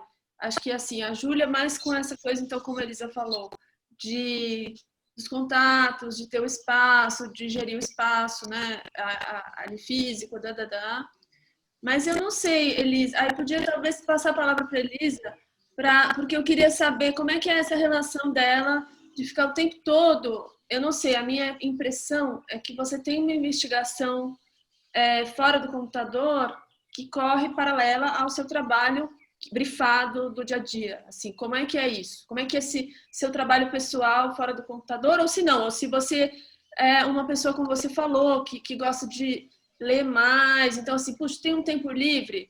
Sei lá, se eu tenho um tempo livre, vou desenhar. Aí, sei lá, conversando com a Veridiana Scarpelli, por exemplo, né, que é amiga, também ilustradora. A gente já teve situações assim, que nem agora, por exemplo, dando uma palestra, numa mesa redonda, as duas, né? Assim, puxa, se eu tenho um tempo livre, como eu desenho o dia inteiro, eu vou ler, ela falando, né? E para mim, não. Para mim, não. Eu já dei aula o dia inteiro, eu quero desenhar. Sei lá. Então, acho que como que é isso, Elisa? Como que é esse teu momento aí que você pode fazer o que você está afim? Assim? Eu não tenho uma formação de designer formal, né? Eu me formei em publicidade. E na minha faculdade, eu queria ser roteirista. Eu queria escrever. E eu acabei virando designer por um acaso, porque na minha casa tinha um Macintosh, e eu fui fazer estágio numa agência e tal. Então, eu assim, para te falar a verdade, eu não sei usar um grid direito. Eu sou meio punk, e eu acho, nesse sentido de que eu faço as coisas muito na intuição. Então, quando às vezes eu chego na frente do computador do Alê e eu vejo aquela tela toda preta, com o baseline ligado, com o grid de 8 ligado, com os show invisibles da tipografia ligado, eu falo assim, Alê, o que você está vendo nessa tela? Você não está vendo nada, você está vendo linha. Desliga tudo, esquece o grid, olha para o que você está fazendo, né? Então deixa fluir. Então assim, eu faço as coisas muito assim, olhando e deixando fluir, se aquilo faz sentido para o meu olho, que é um olho treinado, porque eu acho que isso que você falou vem muito da minha curiosidade. Eu sou muito autodidata. Eu aprendi design fazendo. E de fato, assim, eu quando tenho tempo livre eu vou ler. É o que eu mais gosto de fazer, é ler. E por incrível que pareça, a leitura alimenta muito o meu design. E acho que desenhar está um pouco nesse universo também, que é um desenho que tem a ver com uma escrita também. Então, sei lá, eu desenho como quem escreve. Como quem anota, né, ideias, quem vai dando um segmento de um pensamento, dando linha, dando corda, né, para esse pensamento. E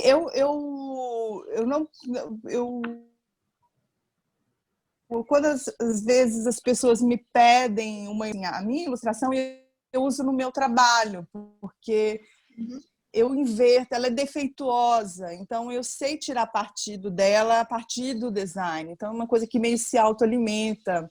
E acho que a experimentação acontece aí, nesse lugar do não saber fazer.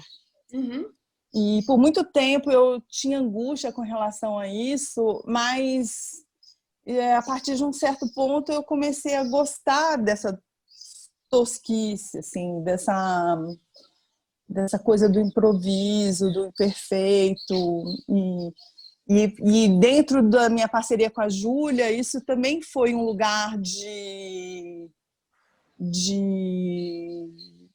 de tensão mesmo, tensão boa, sabe? De desconstruir o que está muito arrumadinho, de tentar introduzir um ruído num certo discurso, de trazer uma referência que vem de outro lugar, que não seja daquele universo da cultura pop, de uma coisa meio trash ou mais...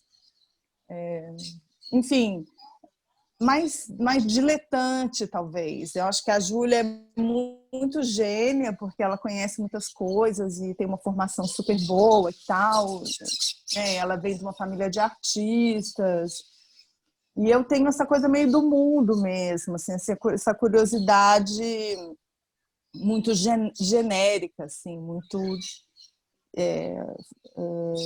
diluída e ampla, assim. Então, eu acho que o desenho tem a ver com isso, e de trabalhar com o que está na mão. Tenho, assim, eu não tenho essa coisa que a Júlia tem, que eu acho maravilhosa, que eu falo assim, nossa, vamos pendurar essa coisa no teto, vamos descobrir como que é. Eu gosto muito de trabalhar com o que está na minha mão, assim, meio assim, só pode usar uma cor? Beleza, então vamos usar só uma cor. Eu tenho 4 pedacinhos de papel aqui, o que dá para fazer com isso? Mentira, porque ela projetou um letreiro de uma exposição inteira de lâmpadas que a gente teve que ir lá na Santa Efigênia comprar, montar. E aí? Não, eu tenho as ideias, eu falo assim, nossa, e se a gente fizesse? Aí fala assim, nossa, gente, vamos, imagina que legal que a gente faz essa letra só de lâmpada. Aí eu jogo a ideia, assim, mas eu jamais conseguiria fazer isso, ficar de pé, se não fosse a Júlia, que vai lá na Santa Efigênia, pega, monta, entende de eletricidade, junta as 2 pontas, liga, você fala, a lâmpada acendeu! E a letra formou. E o projeto foi recusado, e a gente não fez. Mas está na gaveta.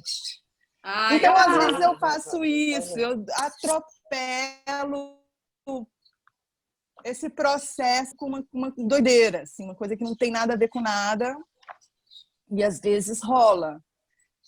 Essa coisa do German Lorca, acho que foi meio assim também, né, Júlia? Acho que eu estava parindo, eu falei assim, nossa, e se a gente fizesse...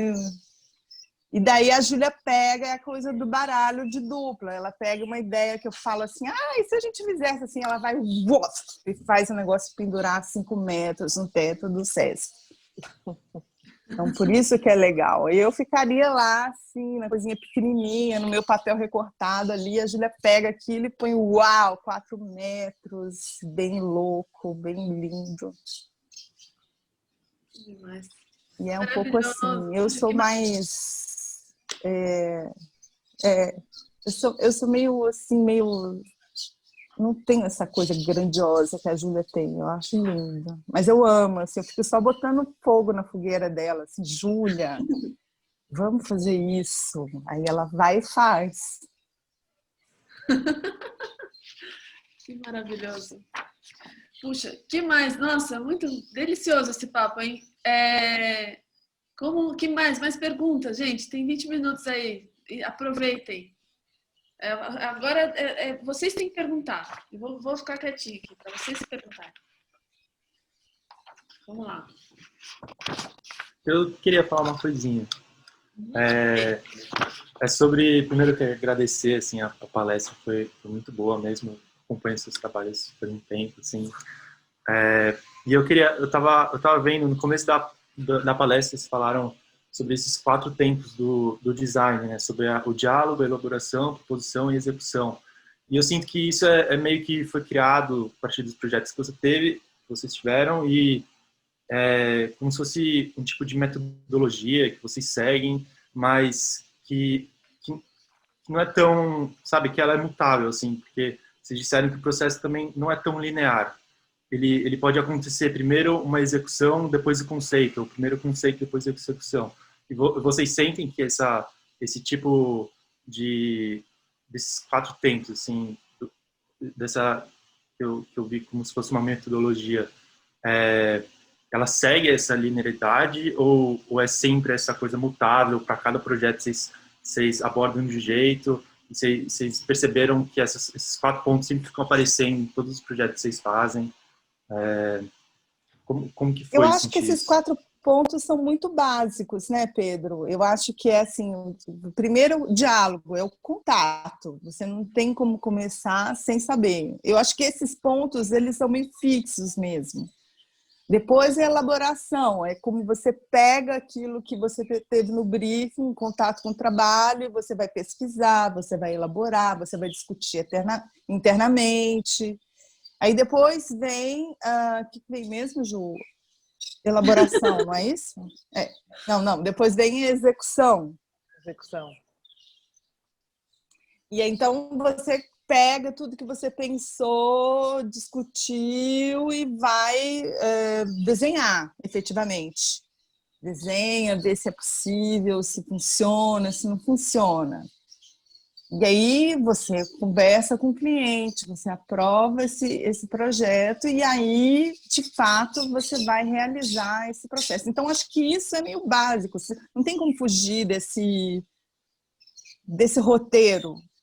Esse roteiro pode ser atravessado por 1000 processos, idas e vindas, a parte de elaboração é um turbilhão de ideias, não é linear, ele vai e volta, às vezes até a parte de execução, a gente tem que voltar para trás, voltar para o diálogo, voltar para a elaboração e executar de novo.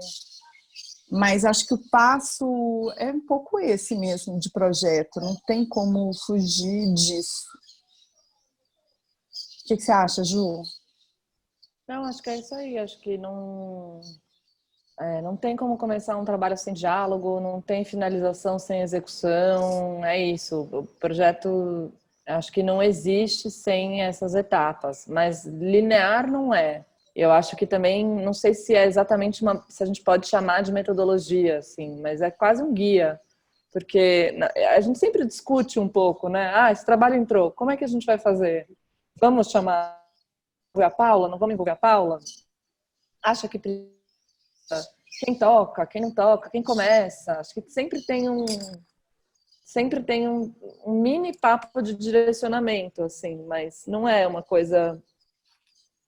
não tem uma regra que todos os projetos têm que seguir, mas esses processos a gente segue em todos, assim, porque senão a gente não consegue executar, não consegue entregar.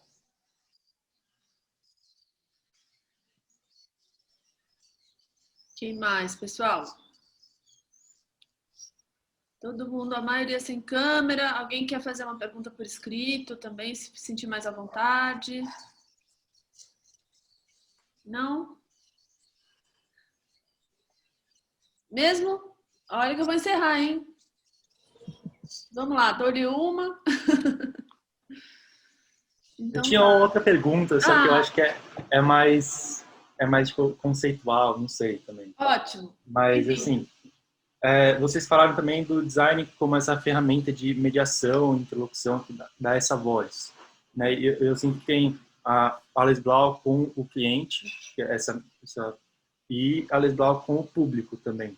Né? Se existe essa separação, ou quando vocês usam do design para jogar no mundo, assim, fazer um projeto que vai estar no mundo, você acha que tem meio que que tem chance do público em geral não ser tão acessível para o público em geral, porque ele foi sabe, tem não sei se ficou claro, assim, mas é um pensamento que eu sempre tenho de se eu faço um design, eu tenho que pensar também como o público vai ver esse design para ser acessível para o público, entendeu? Para não ficar uma coisa só quando eu vou apresentar para o cliente, apenas o cliente gostar, mas também eu penso nessa esfera que eu vou colocar, por exemplo, numa exposição, obviamente para a interação do público. Eu acho que tem uma coisa interessante nessa sua pergunta, e que ela sempre permeia essa nossa discussão, assim, porque não adianta a gente fazer um design que não seja legível ou acessível, ou como a gente quiser chamar. Eu acho que muitos dos clientes, por exemplo, se a gente está no Sesc isso vem como briefing, tem que ser acessível, tem que ser legível, a letra tem que ser grande, tem que ter contraste, porque a pessoa que tem baixa visão tem que ver. Então, isso está um pouco dentro do escopo do projeto, assim. E quando a gente coloca o design como mediação, eu acho que são várias formas de mediação, né? Mas também tem uma discussão que a gente tem tido que é delicada, que é como não considerar, como não desconfiar ou balizar um projeto a partir de uma desconfiança que o público não tem, a partir do ponto que o público não tem a capacidade de entender aquilo. Ou como a gente usa aquelas saídas para também formar um público que sim pode ter a capacidade de olhar para aquilo de outra forma. Então, que é uma tensão que está sempre presente em todos os projetos, assim. Quem vai ver isso, quem vai consumir isso. Não tomar por... Isso é bem interessante, esse ponto que a Júlia traz, porque às vezes as pessoas acham que o público é meio bobo, ou que é incapaz de perceber uma coisa mais complexa, ou complexa não no sentido de difícil, mas com camadas mais interessantes, né? Então, a gente tenta fugir dessa coisa plana, eu acho, a gente sempre tenta adicionar um pouco de complexidade na comunicação, um pouco de ousadia, de brincadeira. A gente gosta muito de pensar que, para ter uma comunicação, é preciso que o outro tenha a chance de completar o discurso da gente, né? Você não pode dar tudo pronto, porque aí fica muito chapado. Então, a gente pensa muito nisso, de a gente criar esses ocos para que as pessoas possam completar com suas ideias, com seus questionamentos. E, obviamente, tem públicos diferentes. A gente desenha uma coisa para o SESC, mas a gente desenha também um livro para uma arquiteta que faz coisas para gente muito, muito, muito, muito rica, que tem tudo, que já viajou o mundo inteiro e precisa de um livro que seja puramente sensorial, super bem fotografado, que tem uma capa que não tenha nada, só um escritinho, mas que quem sabe entender o que é a qualidade de um papel, de não sei o que, vai entender. A gente tem que circular, ter um pouco esse repertório dinâmico e saber para quem a gente está falando, mas sem subestimar esse público, né? Sem dar para ele o que já é esperado. Então, essa arquiteta rica, então vou usar uma letra com serifa e uma coisa dourada. Não, não é isso. O que é chique de verdade? O que é elaborado nesse sentido, que não fica nesse lugar do clichê do luxo, né? Como que a gente pode transpor essa ideia de luxo? Vamos ter, então, assim, vamos, em vez de mostrar fotos de projetos de decoração, vamos construir uma casa e vamos retratar o processo de construção dessa casa. Que luxo maior que esse? Então, entender um pouco isso e dar um pouco a mais e oferecer coisas mais interessantes para as pessoas, para que essa comunicação exista. Mas sempre, se as pessoas não entenderem, não tem comunicação. Mas, acho que é exatamente isso. Né? Não subestimar o público, porque daí senão parece que você está num outro nível, ou você explica muito e meio que deixa o público como, sabe, você dá na cara do público de que às vezes não é o projeto em si, pode ser uma coisa que o público complete, né? Tipo, o telespectador, né? A pessoa que está vendo complete o próprio projeto. Acho que isso é uma coisa que às vezes tem que ser o objetivo, um dos objetivos é olhar para isso, né? De isso que você falou, de não subestimar o público, né, que você está tocando, e conhecer também um pouco do seu público, para quem você está falando, né, e aonde você está falando, que lugar é esse, Acho isso muito importante. E eu conhecendo as duas, não sei, eu fico pensando... o público do cliente, né? Exato, daí vira uma coisa do público do cliente. Eu sinto que tem também muito uma coisa, um lugar que eu imagino, né? Que é assim, é um lugar que precisa ter muito respeito e que eu sinto que, bom, a palavra que mais se falou aqui desde o começo da palestra de hoje foi diálogo, né? E o diálogo, ele pressupõe essa escuta que vocês trazem, e ao mesmo tempo que eles acabou de falar, né? Muitas vezes a gente tem que formar também.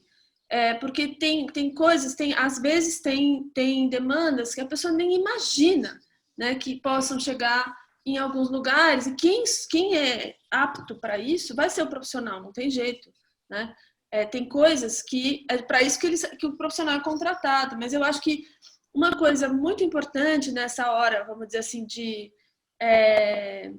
da apresentação de uma ideia, seja na fase de apresentação já do projeto ou na fase de discussão mesmo, né, na fase do mergulho, eu acho que é isso, é conseguir respeitar muito esse lugar né, do outro, seja ele qual for, e ir ouvindo e falando, ouvindo e falando, ouvindo e falando, e assim construindo esse lugar que...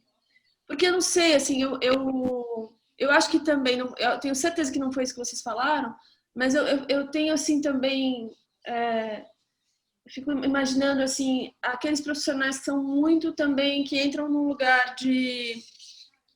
Eu acho, assim, nenhuma situação dessas duas que eu vou descrever são ideais. Então, nem aquele profissional que se rende muito ao que o público já consome, né, ao tal do lugar comum ali, mas também não é legal essa postura de que, não, olha, a gente é o profissional, então a gente que sabe, pronto, a gente não escuta o cliente porque é a gente que tem a resposta, né? Então, eu acho que é muito interessante isso que vocês trazem, que é esse lugar de escuta mútua, né? Que vai fazendo com que o processo fique extremamente rico, né?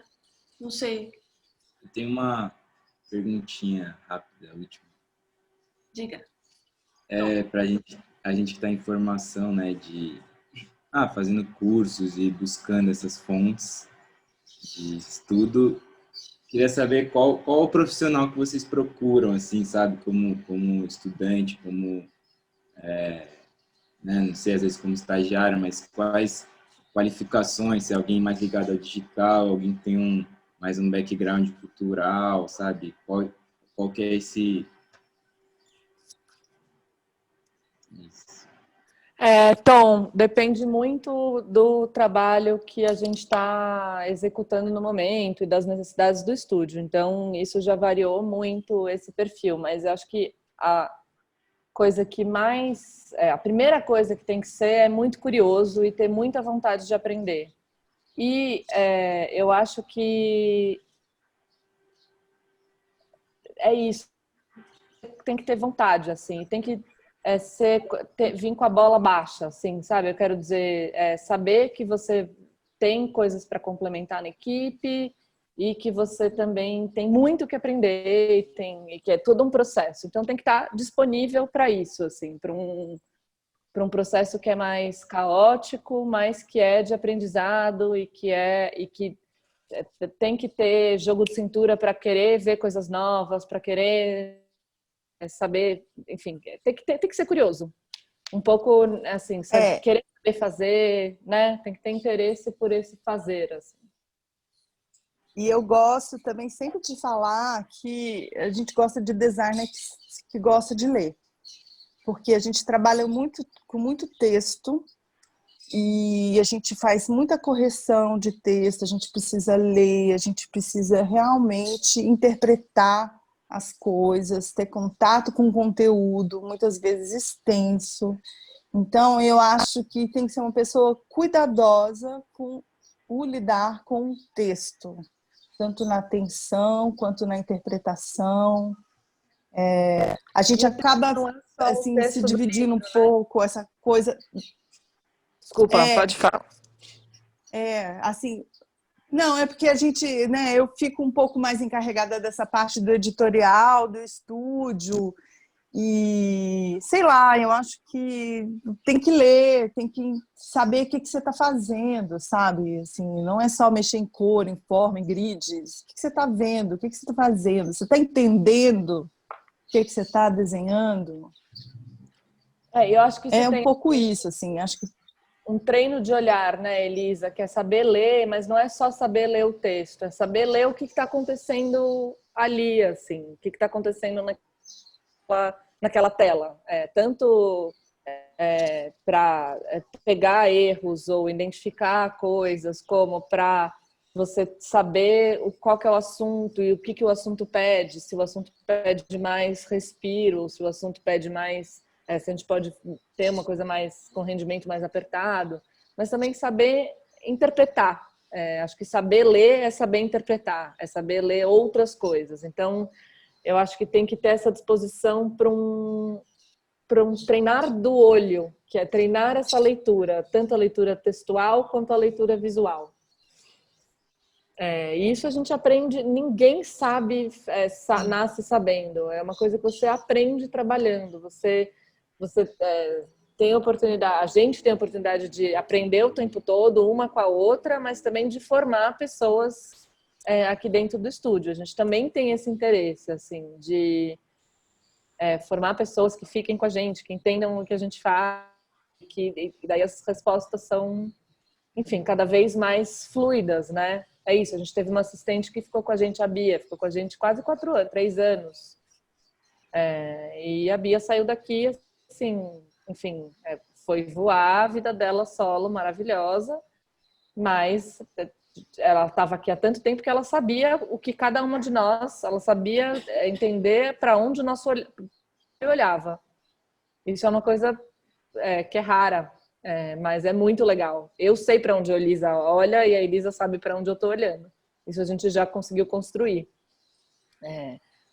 Mas é muito, enfim, é isso. Daí, mas às vezes para um projeto ou para uma fase específica a gente precisa de alguém mais que já seja mais letrado em animação ou que já tenha o mundo digital é um mundo que está crescendo muito, né? Então cada vez tem mais dinâmica, não só de movimento, mas de novas interações, novas possibilidades, o que você constrói de protótipo, Nana. Mas a gente também está sempre, sei lá, a gente comprou um curso agora de XD para todo mundo. Eu fiz esse curso, os assistentes fizeram esse curso. Tem um momento de estar em constante formação mesmo. A gente vai ter que sempre aprender, porque muda muito rápido. Nosso trabalho envelhece muito rápido. Então a gente precisa estar muito ligado nisso, assim, para entender como ir dando essas voltinhas nele mesmo, para ele ir crescendo e não estacionar. Perfeito. Sim. Ai, muito legal, muito bacana. Gente, queria agradecer imensamente. Acho que foi muito bacana mesmo a conversa. Gostaram? Ah, isso mesmo. Adoro essa hora. Adoro essa hora de colocar, ó, a palminha.